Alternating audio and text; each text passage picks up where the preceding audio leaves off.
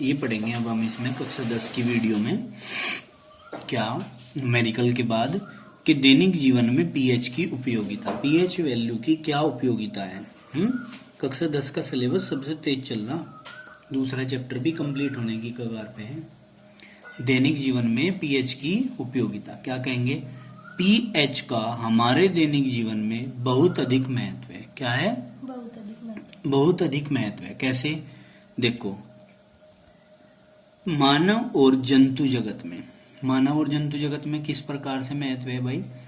हमारे शरीर की अधिकांश क्रियाएं जितनी भी हैं शरीर की क्रियाएं में 7.0 से 7.8 पीएच परास के बीच कार्य करती हैं। मतलब जितने भी कार्य हमारे जीवन से जुड़े हुए हैं में 7.0 से 7.8 पीएच वैल्यू के बीच बीच में ही कार्य करते हैं। ठीक है, हम इसी संकीर्ण पीएच परास में ही जीवन जी सकते हैं या जीवित रह सकते हैं।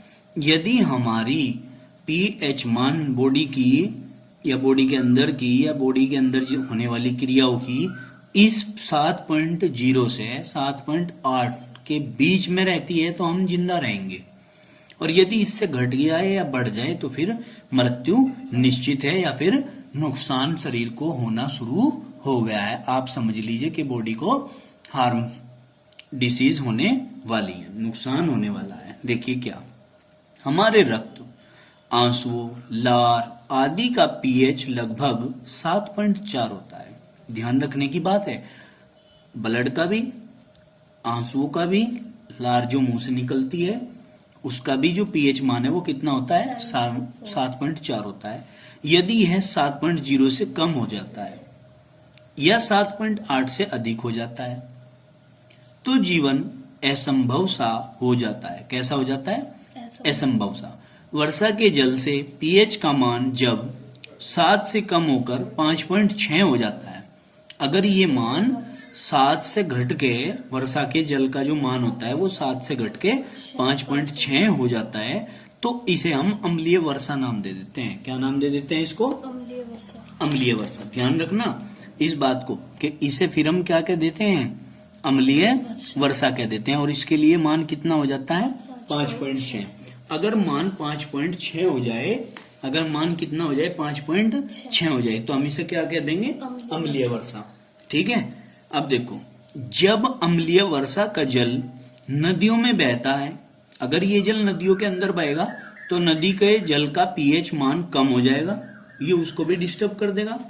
भाई नालियों के अंदर, नदियों के अंदर, नालों के अंदर, जलाशयों के अंदर जो भी पानी भरा हुआ है उसका जो अपना पीएच मान है, उस पीएच मान में जब ये 5.6 पीएच मान का जल जाके मिलेगा तो उसको डिस्टर्ब कर देगा, कम कर देगा, तो नदी के जल का पीएच मान भी कम हो जाएगा, जिसके कारण जलीय जीवधारियों जैसे मछली का जीवन कठिन हो जाएगा, मछलियां मर जाएंगी। अम्लीय वर्षा में वातावरण में उपस्थित, जो वातावरण में उपस्थित है कौन कौन? Sulphur dioxide, sulphur trioxide, nitrogen dioxide आदि का या आदि वर्षा के जल में घुलकर पृथ्वी पर गिरती हैं।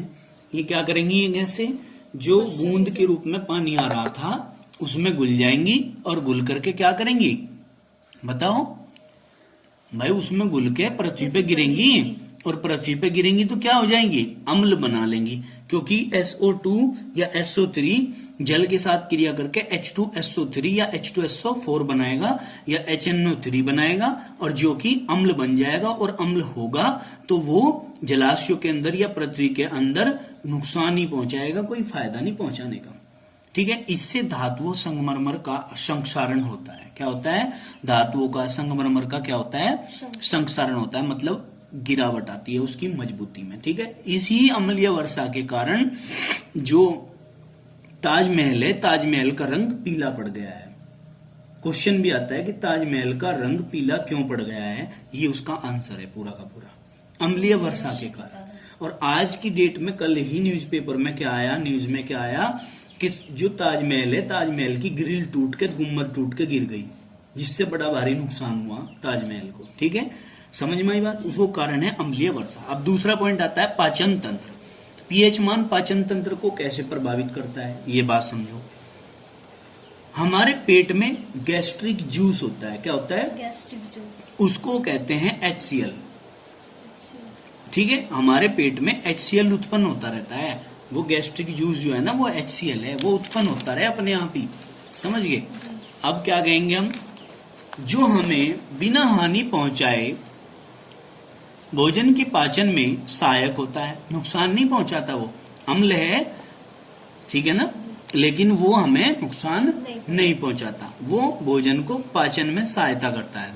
गैस्ट्रिक जूस देखो, ये आ गया ना, गैस्ट्रिक जूस की पीएच लगभग 1.2 होती है। कितनी होती है?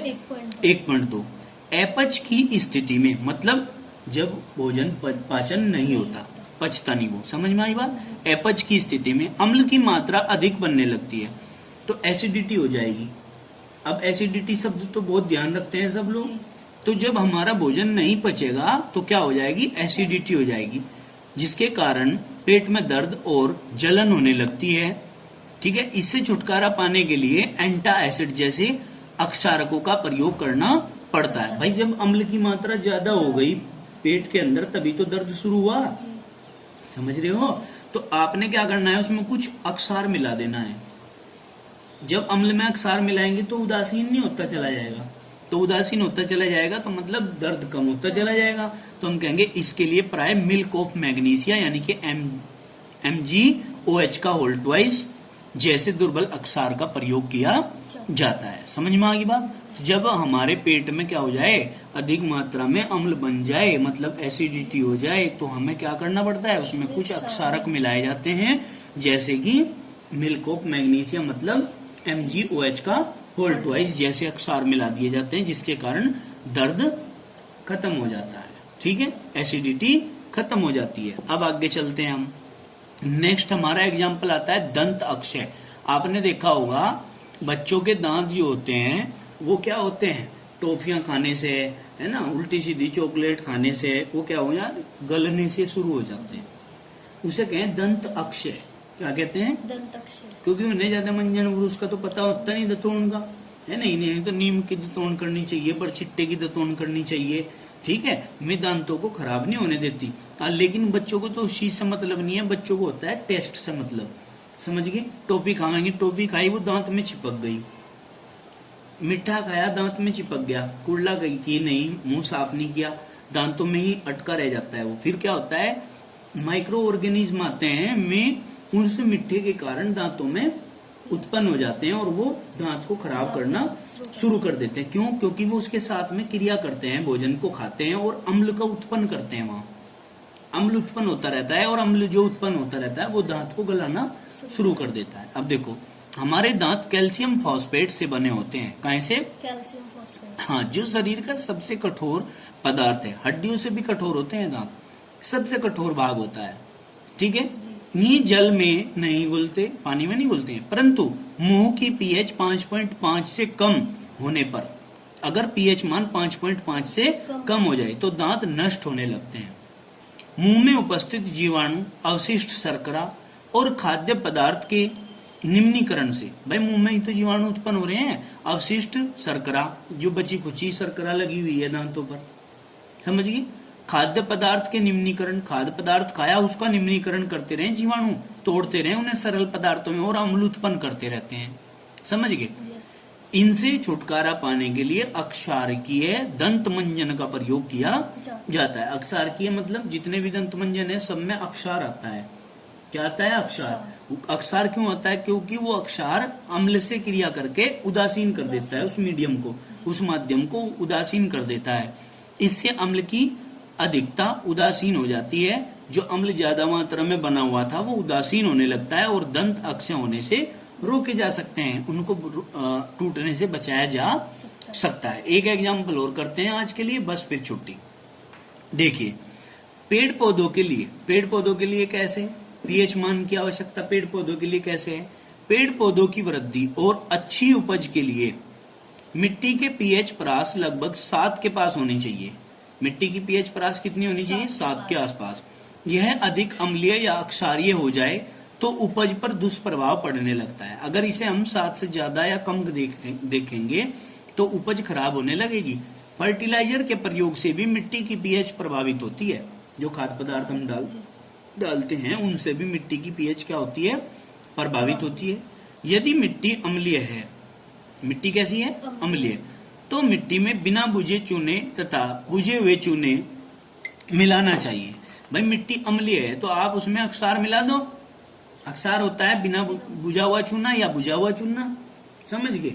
OH का उल्टवाइस नहीं है इसमें, ये मिला दो। तो मिलाने से क्या होगा, यदि मिट्टी अक्षार की है तो उसमें कंपोस्ट प्राकृतिक कार्बनिक पदार्थ मिलाने चाहिए क्योंकि ये अम्लीय होते हैं।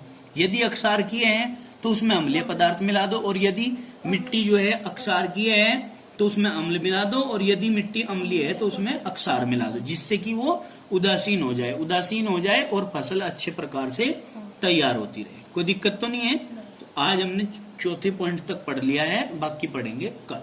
क्लियर। 5वां पॉइंट आज यहीं तक निशान लगा के छोड़ दो। धन्यवाद।